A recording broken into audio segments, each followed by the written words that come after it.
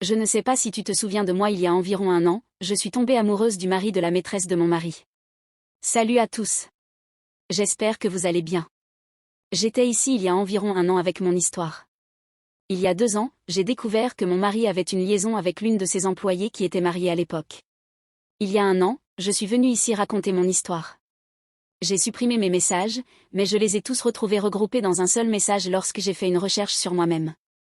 Je vais inclure mon ancienne histoire, dans ma bio, pour ceux qui ne se souviennent pas ou ne connaissent pas mon histoire.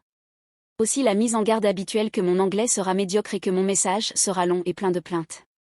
Mes excuses. J'ai eu la pire année de ma vie, même si tout n'a pas été négatif.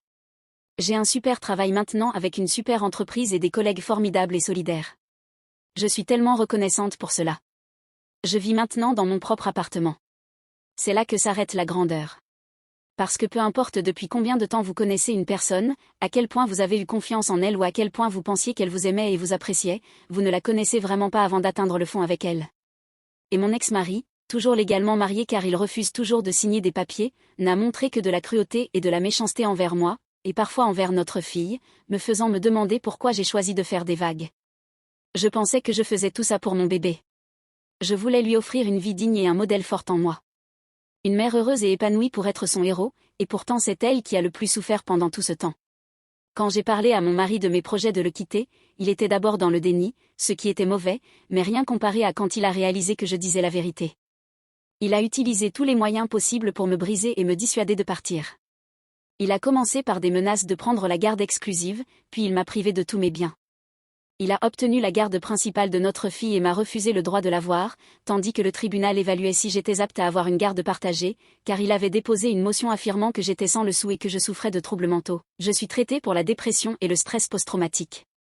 Je n'ai pas pu voir ma fille pendant 8 semaines à cause de la bureaucratie, et je pensais devenir folle à cause de cela, envisageant même de me remettre avec lui pour récupérer ma fille. Quand je l'ai enfin revue, on m'a accordé la garde partagée, elle était tellement en colère et brisée. Elle me disait à quel point elle me détestait et qu'elle voulait être avec papa. Il me disait que ma fille me détestait parce que je suis une mauvaise mère, alors que je savais qu'il empoisonnait son esprit.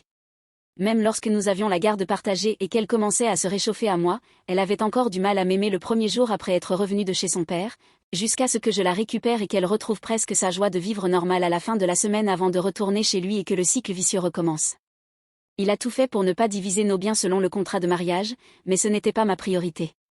Même si je devais tout recommencer à zéro, j'étais prête à tout lui donner pour ne pas le mettre encore plus en colère contre moi et qu'il s'en prenne à notre bébé. Une fois, il est venu avec une suggestion selon laquelle je lui laissais tout et renonçais à tous mes droits, et il me donnait la garde exclusive. J'ai pensé que quelque chose avait enfin entendu mes prières, avant qu'il ne change d'avis et ne dépose une nouvelle motion pour obtenir la garde exclusive. Il jouait avec moi. Pendant toute cette épreuve, j'avais des doutes et de la rancœur envers moi-même de ne pas avoir simplement obéi et d'être restée avec lui jusqu'à ce que notre fille soit plus âgée. Le doute de soi et la peur étaient presque paralysants, et un jour au début de l'été, j'ai écrit une très longue lettre à lui, lui rappelant son amour pour sa fille et la promesse qu'il lui avait faite à sa naissance de tout faire pour la protéger. Je lui ai rappelé que je n'étais qu'une femme et qu'il pouvait, et avait, me remplacer à tout moment, mais que sa fille est sa fille. Je lui ai supplié de ne pas utiliser sa fille pour blesser quelqu'un qui est remplaçable. Ne pas utiliser un trésor précieux comme une arme pour détruire une cible bon marché.